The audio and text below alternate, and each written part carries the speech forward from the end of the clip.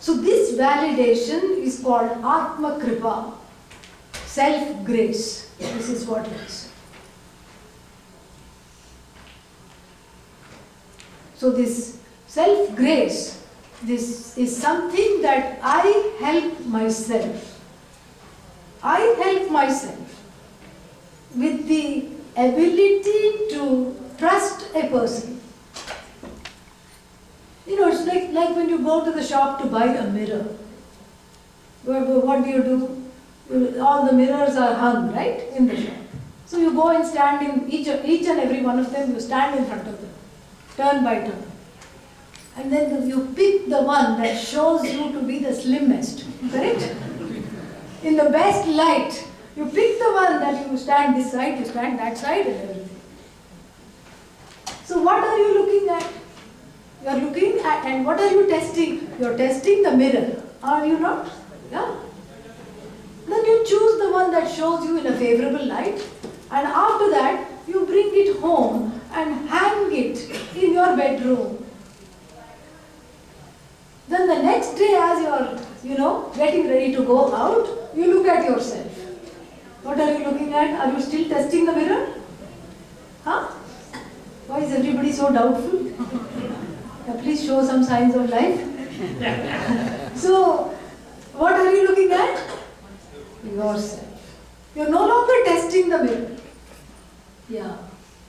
Similarly with the teacher, same thing. You go guru shopping, no problem. Yeah, this is after all Kali Yuga. We have to go guru shopping. Settle on somebody, somebody that you can relate to, somebody that you can talk to, somebody that you think you can learn from. And once you have, Googled them, and once you have found out what they know, yeah, do all the research. And then you come and, and then you say that this is what it is. You are teaching me now. I want you to teach me. After that, if you keep questioning, if you keep trying to look at, what is this, then what happens is that one loses learning what one might be learning. That is the thing. So just like looking at yourself in the shop, you're not looking at yourself, you're looking at the mirror. You're looking at the frame. You're looking at how sturdy it is. You're looking at if it's reflecting you properly. But once you bring it home, you use it as a medium to look at yourself. So too with the teacher. Same thing. Same situation. And so, therefore, this Shraddha becomes a language with which I relate to the teacher.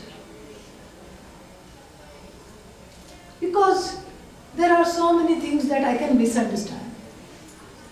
And the misunderstandings come for many reasons. And the misunderstandings come because I myself don't know. I don't know so many things. It's just like in the Kena Upanishad. There is a very nice story. The teacher teaches the whole Upanishad. Okay? And then one person who was sleeping apparently wakes up and says, Upanishadam bho bruhi. Oh, revered sir, teach me the Upanishad. After the class is over, some problem. I have heard that the best sleep comes in Vedanta class alone. And that is because, you know the story why? No? Okay. Because there was one goddess of sleep and her name is Gudaka Devi. And Gudaka Devi complained to Lord Krishna that people are getting so restless. I don't have a place to stay. All the time they are awake. They are not sleeping at all. Where will I stay? And Lord Krishna felt sorry for her. And Lord Krishna said, you please go to all the Vedanta classes. And you stay there. And wherever Bhagavad Gita is taught, wherever my glories are being sung, wherever Hari Katha is there, wherever pravachans are there, you please go and visit all the people. You will have, nobody will, object. And you will have great abidance in these places. That is why in all these pravachans, even at home one may be suffering from insomnia, but here very good sleep comes. This is what the whole thing is. That was a little aside. So anyhow, back to the topic. This is this language of Shraddha, the ability to give the benefit of doubt to the teacher, is the best gift you can give yourself. You are not favoring the teacher so much so as you have initiated a great period of self-contentment and self-growth as a result of this favor. That finally, in one area of life, you have taken the risk to trust. And this risk to trust is called Shraddha. This becomes the bunyad, the foundation of the path which leads you to moksha. And because of this trust, the teaching works. Same thing like in any doctor-patient relationship, in therapy, and in therapist and client relationship. Same thing, that trust has to be maintained. And the trust can soon turn into distrust, but I have to do a little bit of housekeeping to do this trust. So this is Manushyattvam, my own life. And then Manushyattvam, everybody can be a Manushya, no problem. But very few have this blessing, the second blessing. Not just Atma Kripa, but the Kripa to know that there is something to know. Yes. Mumukshutvam, the desire to be free. And in order to be free, I have to be instructed, I have to know I am helpless in this way. Being helpless is not a position of weakness. It is actually a position of strength. Because I know to seek help from the right sources. So then, that is mumukshutvam, is that I desire this freedom. That it's very difficult to know. Many people don't know. Even though they are desiring the freedom, they think that, we should go bungee cord jumping. That is how I get moksha. That is not how you get moksha. And many times there is confusion about moksha. Moksha is got by meditating in a cave. No. Moksha is freedom from self-ignorance. Self-ignorance, the antidote to which is self-knowledge. This is what we have to understand. And so therefore, this is what the Vivek Chudamani says. And then finally, Mahapurusha Samshraya. You can be a human being, big deal. You can have the desire for moksha, which is called mumuksha. Big deal, not a problem. That comes easily, perhaps. But then, the best way to understand this, in fact, the only way to understand this is through Mahapurusha Samshraya, getting the teacher in one's life and committing the life to see that I finally begin to seek the infinite rather than be an infinite seeker. Until you commit to seeking the infinite, one is an infinite seeker, always seeking, seeking, seeking. But with the help of the Guru and the Shraddha, you have turned your eyes to become the seeker of the infinite. Mirabai has a very good bhajan. She talks about seeking the teacher because she thought that she was drowning in the ocean of samsara. And so she thought the Guru will help her give some swimming lessons, front stroke, back stroke, all these things. And to her surprise, the Guru swallowed up the ocean of samsara. She did not even need to cross. This crossing business which we talked about at first, it's only from the standpoint of one's own ignorance. What is there to cross? You are the whole. This is what it already is. That you have to know. There is no crossing, no ocean. All ocean is only but an ocean. Thank you. Om Purnamada Purnamidam Purnat Purnamadachyate Purnasya Purnamadaya Purnamevavashishyate Om Shanti Shanti Shanti Hari Om Shri Gurubhyo Namaha Hari Om. You know that bhajan? Mori lagi lagana? Guru Charana Kitnaniki. You know that one? That particular. You know that. Not that particular. Anybody knows how to sing that one? No? Another time perhaps. So we can open it up to some questions. We have a few minutes left. If that's okay? Is that okay? Yes. Good. I know having a single guru is very important. We get in the ocean of gurus, can we have multiple gurus? I mean, I'm just, Yeah. it is not that we don't have the Shraddha Yes. or the blind faith in one guru. Yeah. Because of our own ignorance, Yeah. we are jumping from one guru to other. Yeah. What is the Generally, cause and yeah. Generally, in the tradition, we don't have this thing of multiple gurus, but sometimes they are needed. If you go to one guru, let us say, one goes to one guru and does not get everything in terms of the knowledge. Let's say that guru is no longer in the body, God forbid, but let's say that happens for one person, then they seek another guru. Or sometimes they don't learn, they are not unable to learn from one guru, they seek another guru. It's okay, it's not a big deal. In fact, I would say, sometimes people tell me, I used to be the follower of so and so, now I'm coming to your classes. How should I understand this? I say, please consider yourself blessed by your guru to come and listen to this. That's all it is. Very simple. Because it is really Ekavakyata. And the guru really is an altar of surrender. And an altar of surrender, the perfect altar of surrender is that which does not need that surrender. That is what one has to remember. Yeah. Good question. Other questions? So how can we realize ourselves if everything is already within us? Yeah, it's already there. Okay. So the distance between you and self and knowledge is just ignorance. It's not, you're not separated from your own glory by either space or time. You are separated only for want of knowing, and the guru is a means of knowledge that will help you to understand. Because it's tricky. Like I said, you come in your own way when you read stuff. That's why you have to listen. And the listening is a very beautiful way because, I'll get to you. Yeah, I saw you. So the listening is a beautiful way because when you listen, you are able, the guru is able to, the teacher is able to make you see despite your own resistances and fears. Yeah, that's why the listening works. Yes. I have a very basic question. So to have a guru, you should have that Shraddha and complete faith in the guru.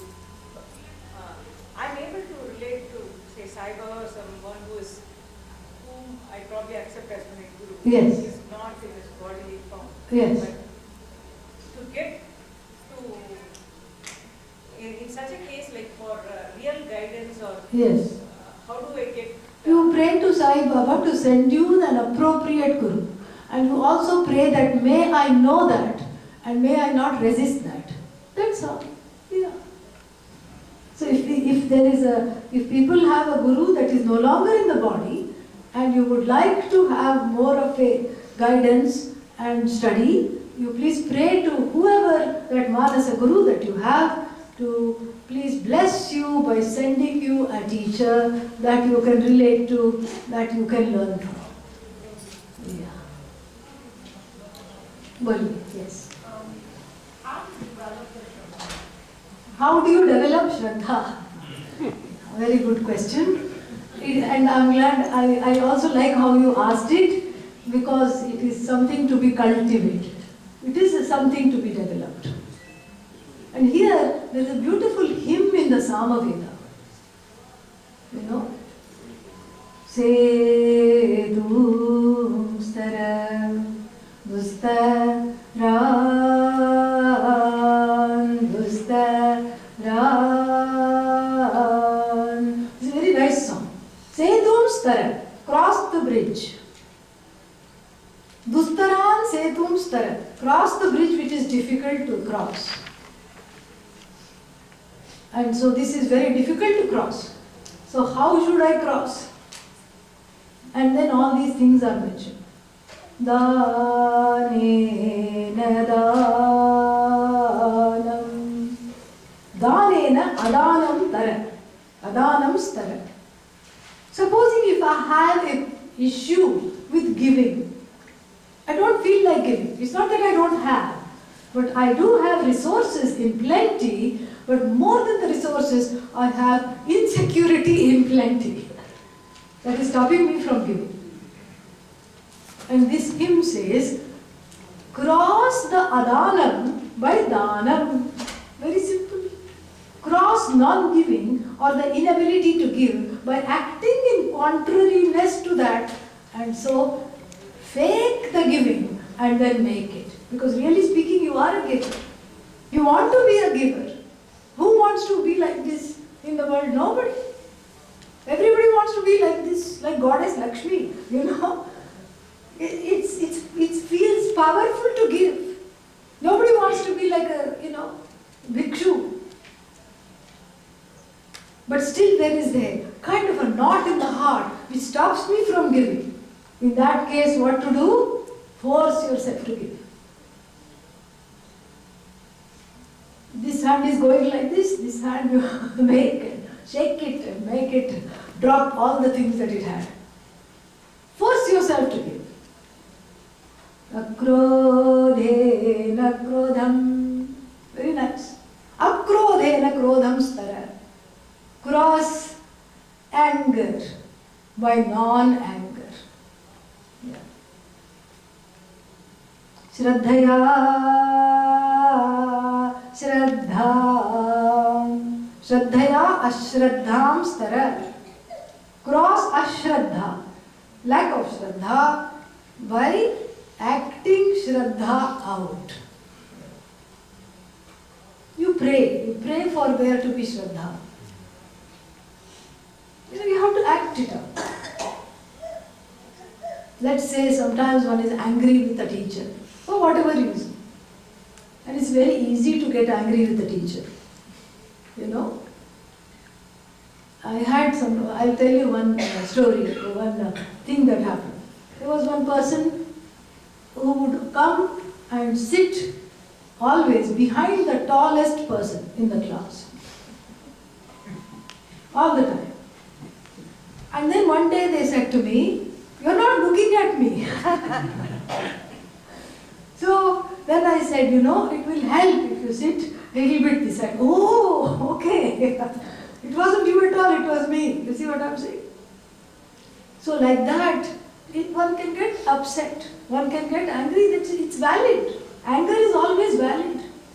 Upset is always valid. It's within the psychological order of the Lord. One is angry, let's say. No, forget even the teacher. What does one do when one is angry with one loved ones, with somebody one loves?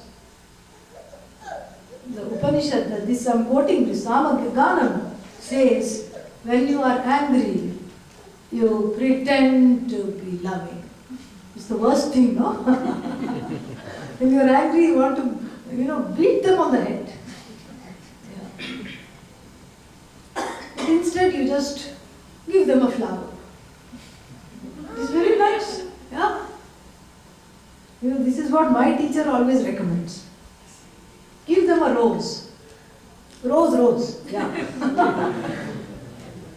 Give them a rose. And the first day, you'll be very angry. You will go give like this. Take. I'm doing this because my guru said, I really don't want to give it. Take.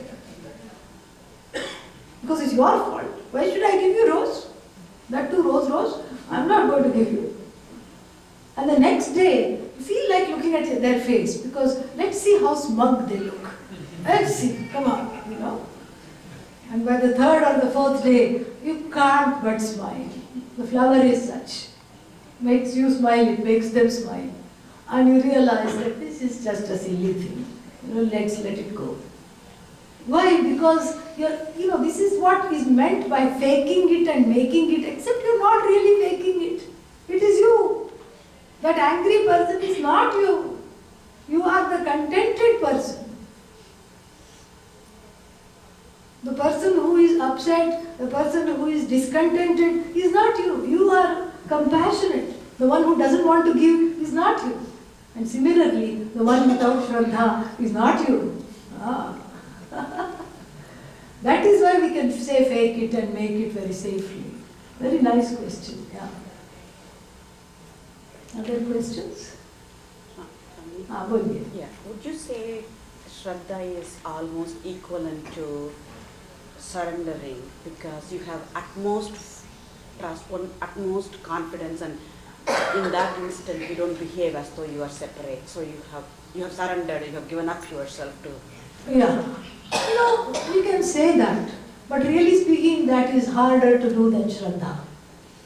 We just understand, at least in the beginning, we understand Shraddha, the concept of Shraddha cognitively.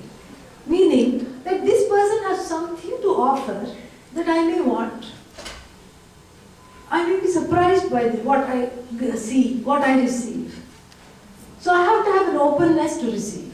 So even though in the beginning I don't feel like trusting this person, I will give them the benefit of doubt and give them a chance. That is what is Shraddha.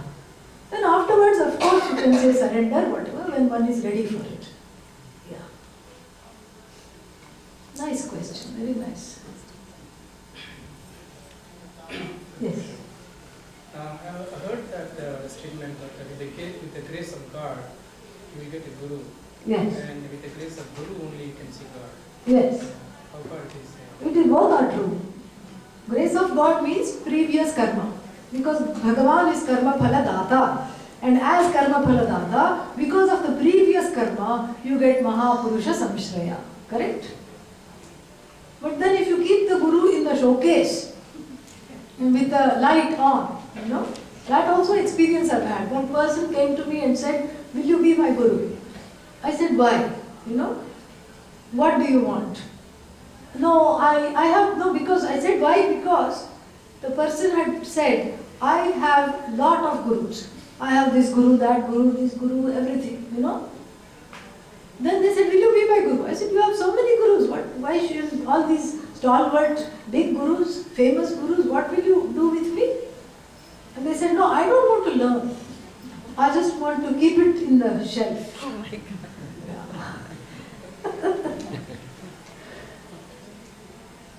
So this is not the shelf-keeping thing, Yeah, showpiece.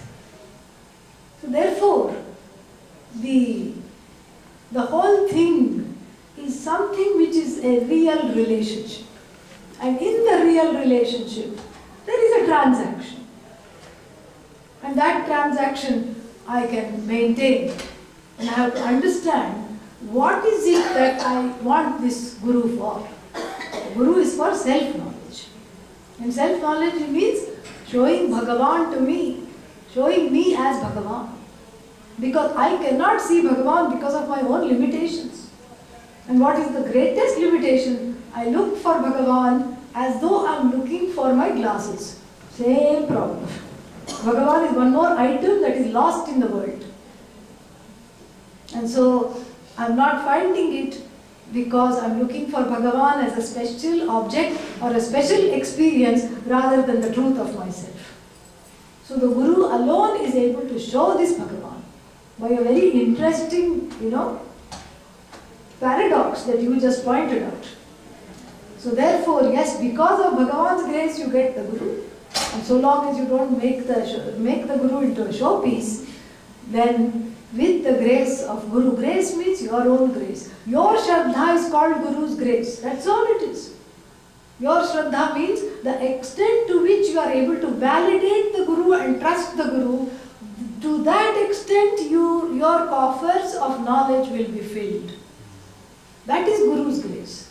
Grace is like underground water. It's always there, you tap into it with Shraddha. The divination tool which says there is water here is your own Shraddha. That is what it is.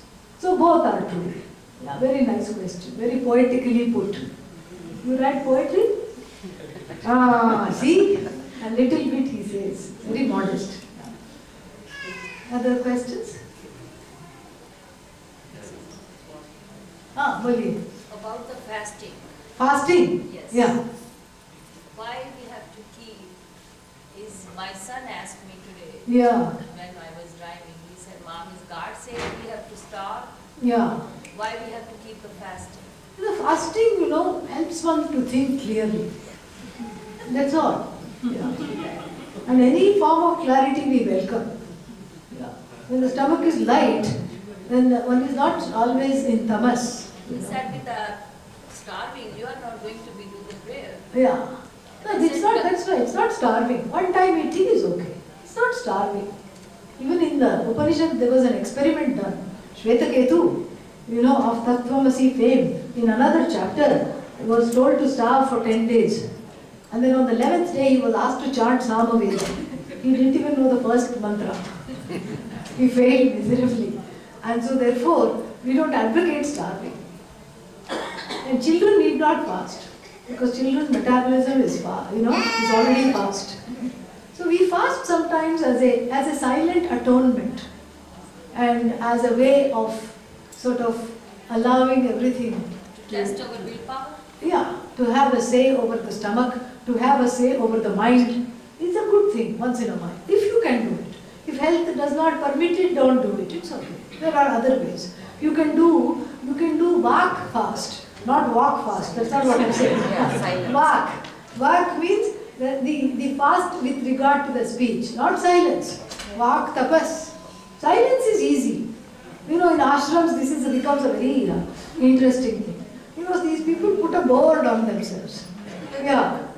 Aaj mera maun vrat hai.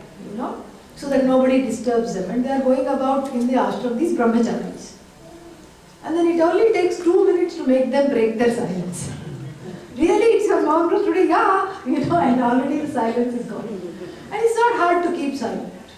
You can keep silence. But it is very difficult to know what to say, when to say, how to say, how much to say, what not to say, when not to say. That is more difficult. So Vak Tapas is a fast with regard to the Vak. That is better than silence, yes.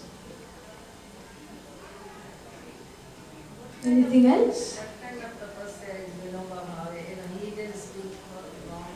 Yeah, it was not so much for a tapas for him, it was an expression of himself.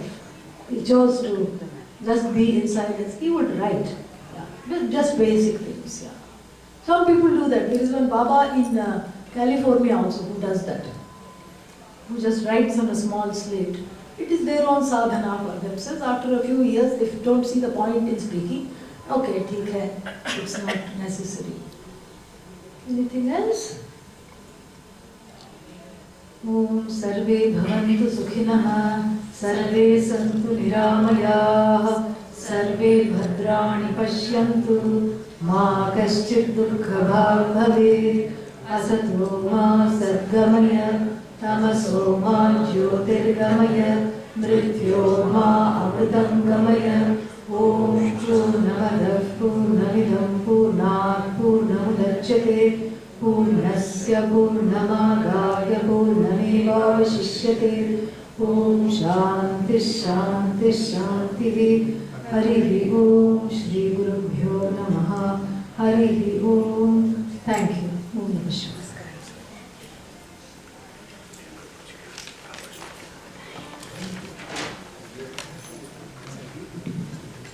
Sairam, would like to thank Swamini for her time and for kindly accepting our invitation to deliver the discourse today at the Hindu temple. We are really grateful to you for the wonderful lecture.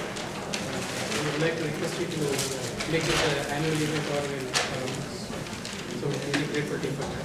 Also, we would like to recognize one person today for facilitating this program today. I would like to thank Mr. Adelphi MD for having our event in the temple today, because this program would have been happened originally at her home, in her house, and she cancelled the program and she facilitated to have this program here. We really thank you. I would like to now request Nandini Mouliji to honor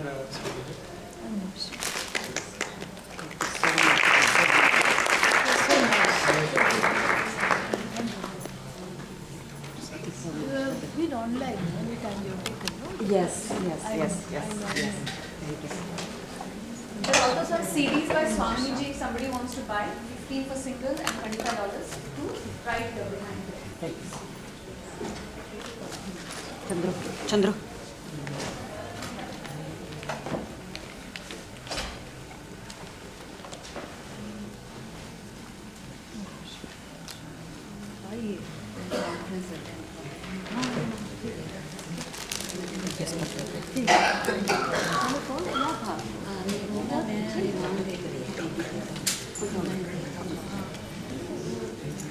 बहुत अच्छा